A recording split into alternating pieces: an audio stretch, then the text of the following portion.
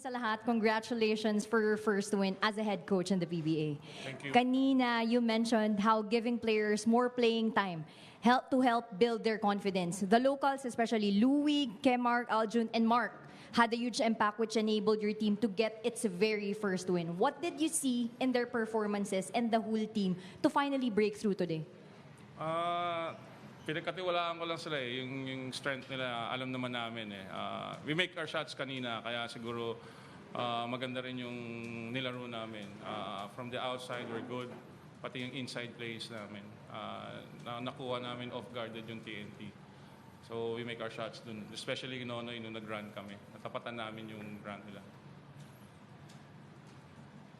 Thank you, Coach. Mark, grabe yung pinakita mong performance today. 33 points. Matagal din yung hinintay mo at ng Terra Firma. Ngayon, nakalaro ka ngayong conference at nakuha nyo rin yung unang panalo nyo. Pwede mo bang i-describe lang sa amin yung pakiramdam na nakuha mo yung career high mo ngayon mismo na na-snap nyo yung 6-game winning streak ng TNT?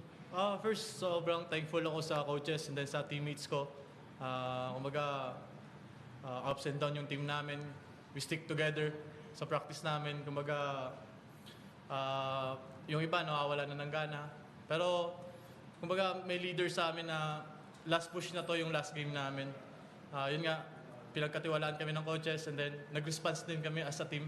So, sobrang thankful ako kasi bago mag-end yung season, nakuha namin yung first win namin.